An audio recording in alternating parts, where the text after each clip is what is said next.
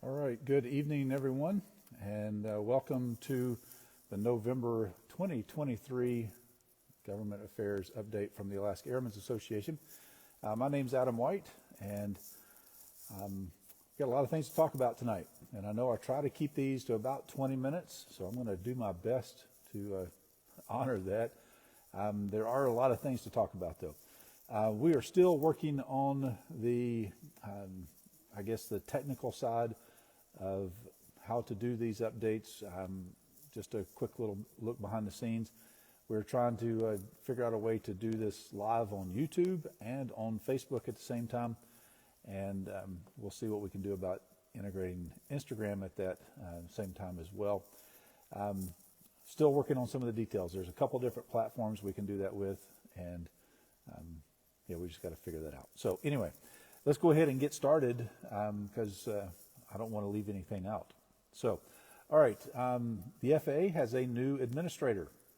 For a long time, we've had a acting administrator, and Mike Whitaker is the new FAA FAA administrator for the entire FAA.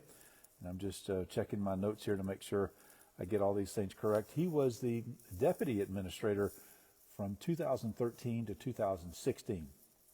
And in that capacity, Alaska Airmen's Association had an opportunity to interact with Mr. Whitaker. And I was able to talk with him via email and some letters back and forth with some issues that we had here in Alaska. And so it is a known entity to be working with Mike Whitaker, now the FAA administrator. So excited to have that, excited for the FAA to actually have a full-on administrator now instead of just someone acting in that position. There continues to be some questions about funding for the FAA.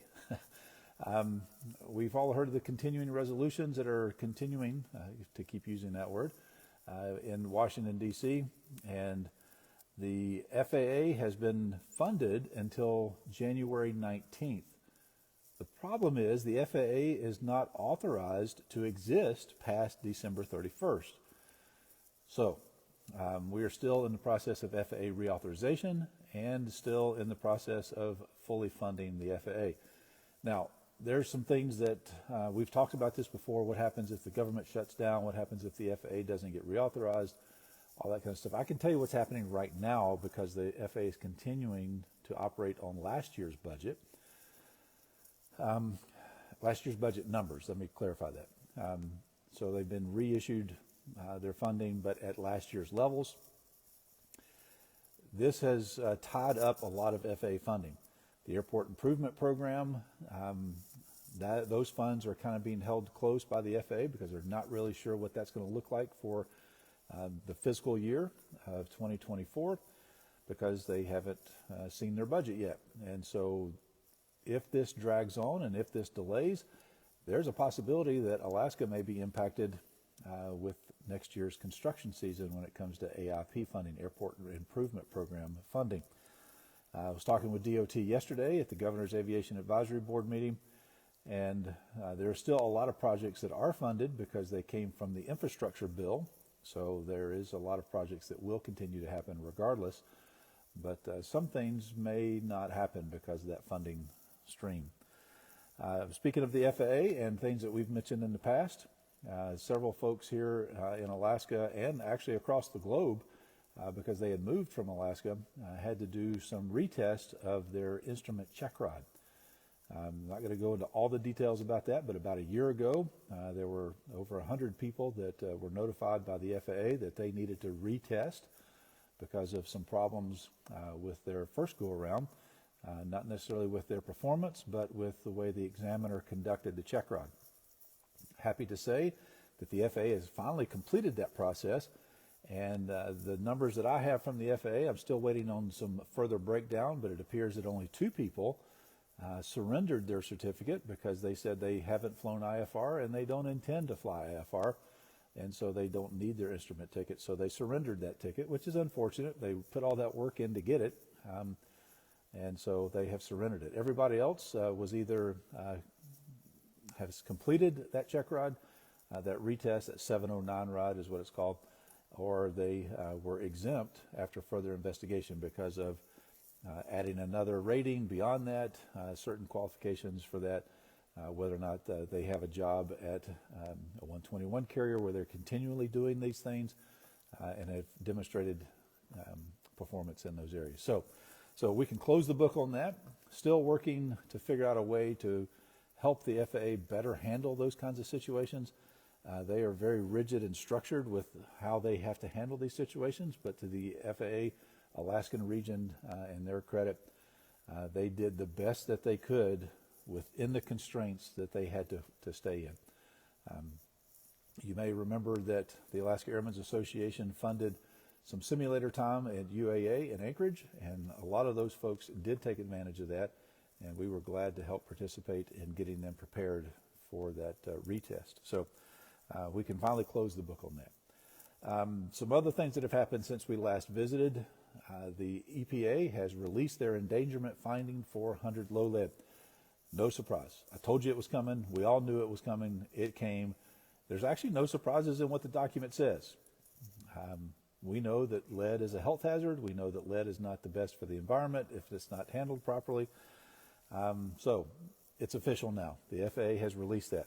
Let me read to you what the EPA has said with their endangerment finding.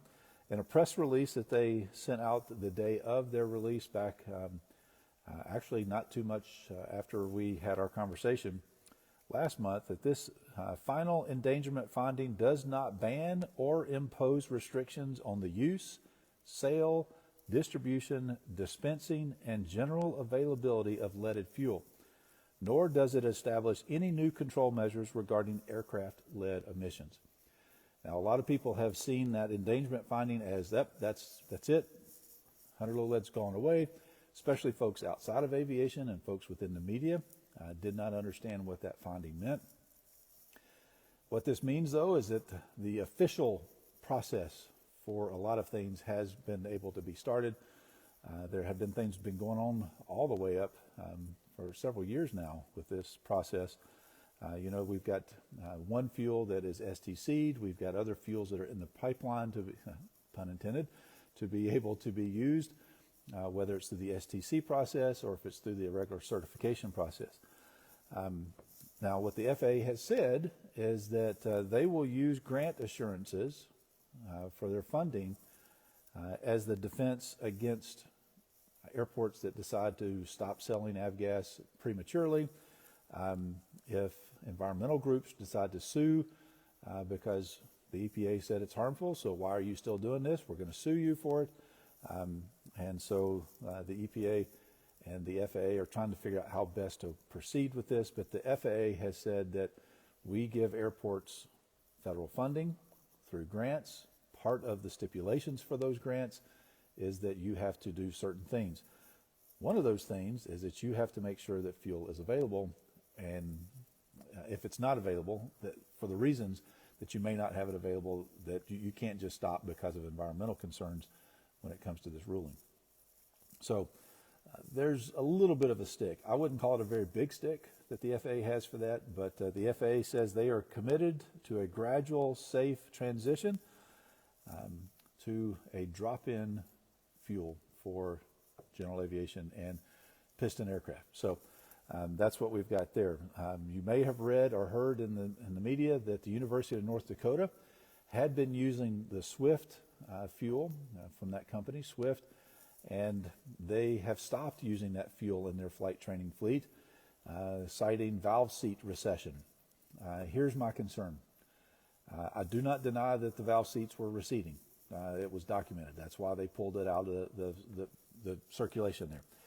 What I question, however, is that University of North Dakota does not have a baseline. They didn't establish what the baseline was as far as valve seat recession in pure 100 low lead use.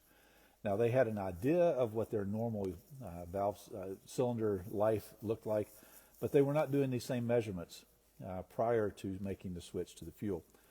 The other thing that I'm concerned about is they don't have a control group either. They don't have a few airplanes, one airplane, however many, that stayed on 100 low lead. So again, it's very difficult to compare and contrast in a research project like this without having a control group and without establishing a baseline. Now we're waiting to hear what Lycoming says after they do some more testing at their facilities, but University of North Dakota made some pretty big waves and some news in the media about ceasing their operations and consumption of the SWIFT proposed fuel, which is 94 unleaded, if memory serves me right, which is the base fuel for 100 low lead, just minus the lead. So probably enough about fuel at this point, seeing how we're 10 minutes into the update already, and I have a very long list of things to try to cover tonight. If you fly in the Susitna Valley outside of Anchorage or out of Fairbanks to the west, look out. There are some unmarked and unlit towers that have popped up. These are what are called MET towers, M-E-T towers, short for meteorological towers. These are towers that are put up to measure wind and other meteorological conditions, primarily as a test to see about the potential for wind farms. And there is on Little Mount Susitna, and then off of Murphy Dome in Fairbanks, a couple of towers that have shown up, and there will probably most likely be more towers that show up that are not marked on your sectional. They do not have lights on them because they are under that 200-foot limit. They are painted, if that helps. Maybe it does, but my understanding they're around 160 feet, plus or minus a few feet, and we can expect more in those locations because there is a project underway to see about the viability of wind generation in those areas. Now, Little Mount Susitna, there could be worse places, but there might be better places as well. But I will say for the Fairbanks area, there is some concern that those proposed wind farms might impact the routes heading out of Fairbanks to the west to head down the Yukon River. So keep an eye on this issue. We'll bring it back up from time to time. There have been some public meetings already, and the company that's doing this research has reached out to the aviation community, and you can expect us to be filling you in a little bit more as we proceed. ADS-B ground stations. The FAA is continuing to work on implementing the 9 new ground stations that they promised us here in Alaska. They ran into a little bit of a problem with a site up in Coldfoot. The proposed site that they were going to use, come to find out, is actually being decommissioned, and so that's obviously not a good choice. So they're looking for another option, and to the FAA's credit, they are reaching out to local users to find out some of the possible alternatives for that. I've had conversations with them and offered a few alternatives that might give close to the same coverage than what that site in Coldfoot was looking like. So some of the other sites that are be coming online, Golcana, down on the Kenai Peninsula, out in the Galena area, Kodiak Island. Those are some of the places there that we're talking about. Northway area possibly, and up towards Fort Yukon. So there's 9 specific sites that will be coming online within the next 18 months, according to the FAA. So we've talked about this issue before, but the Anchorage Airspace Redesign, and this has been a process already for about 3 years, maybe even longer than that, I can't remember exactly, but the Air Force is asking if they can get an ILS approach into runway 16 at J-Bear, Joint Base Elmendorf-Richardson. They've already worked on extending that runway. They will change the runway number at the end of this process because of the magnetic variation update, the MAGVAR, but we're still calling it runway 16 at this point. Not so simple of a request. Missed approach procedures from that approach is going to be pretty problematic with dealing with Merrill Field. And since that's happening, the FAA says we need to actually see how this impacts the entire airspace as a whole. So we're going to do an airspace study. They did first a feasibility study, and the Air Force paid for that study for the FAA to do. And no surprise there, but they came back and said, yes, it's feasible. Now, my definition of feasible, your definition of feasible, and the federal government's definition of feasible all depends on the money that's available. And the FAA and the federal government, the Department of Defense, has much deeper pockets than you and I do. And so their feasibility would be different than ours if we had to fund that, if the state of Alaska had to fund it even. So they have determined that it is feasible to put an ILS into runway 16 at J-Bear. So that has started the official process. There's already been some meetings underway to evaluate and redesign and add, maybe subtract, the standard instrument arrivals and the standard instrument departures for the Anchorage Bowl, for Ted Stevens Anchorage International Airport, and for the military bases. And even into Lake Hood, into Merrifield, not into Lake Hood, but into Merrifield, evaluating how these instrument arrivals and instrument departures might look. The next step is to continue that process and evaluate some airspace, evaluate the actual instrument approaches themselves, and to see how that will integrate together. Here's the thing. The FAA doesn't expect this process to be complete until about this time of year in 2027. So it's not going to happen very soon. A lot of projects within the FAA have a tendency to slip in their timeline, but we'll see how this goes. So the end of 2027, plus or minus, is when we can expect this process to be complete. There will be opportunities for public input, however, not right now. So listen in, stay tuned, read your emails, pay attention to these updates, and I'll let you know when it's appropriate and when they're accepting public comments about specific things. The Part 93 airspace will be reevaluated. It may change, and there may actually be an airspace classification topic put on the table to evaluate. So stay tuned for that. Let's see. Survey about land-based NavAid equipage. You may have seen it already, but the FAA is asking some questions about how the aircraft that you normally fly is equipped. Do you have an ADF receiver? Are you familiar? Have you been trained? Have you actually flown NDB procedures? Do you use a VOR? How often do you use a VOR? That sort of thing. The FAA is curious to know your responses to these questions because they are trying to figure out how hard they should fight to keep ground-based NavAids. If nobody's using them, it's hard to defend keeping them. It's hard to fund them if nobody's using them. Here's my concern. What else do you use if you don't use VORs? Now, I'll admit not very many people still use NDBs. I was trained to use NDBs and fly those approaches, and got very good at using an ADF and an RMI and all those things. I'm old enough and been flying long enough that I actually enjoy flying on a really good RMI. But anyway, radio magnetic indicator.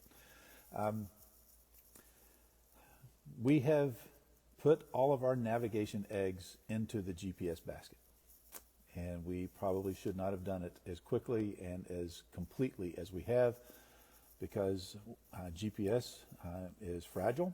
That signal is fragile. The military needs to train with the absence of GPS to make sure that they can still operate without it. So that means that they jam the signal from time to time here in Alaska. And so what do we do if we don't have GPS, right?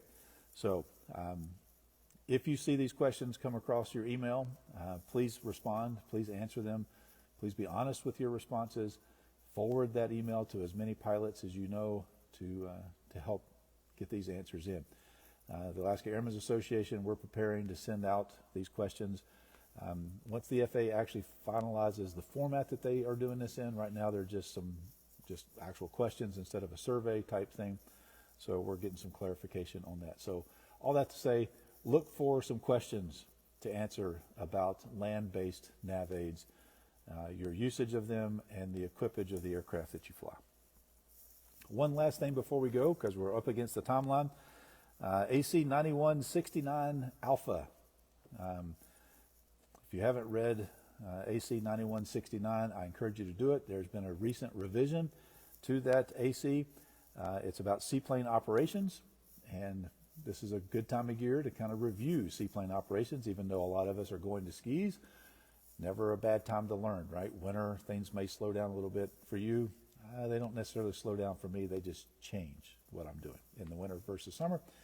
But AC 9169, just type that into your search engine in your browser, and then you'll be able to find the latest update. It's 69 Alpha is the latest update. Some of the things it talks about is pre-flight, briefing your passengers, safety belts, shoulder harnesses, escape and egress after capsizing, survival in the water, flotation gear for yourself and your occupants and your passengers. So good thing to read through, good review. If you don't want to read it right now, print it off or bookmark it, set a reminder so you can read it before next float season, so that it'll be fresh in your mind. That's all the time we've got this month.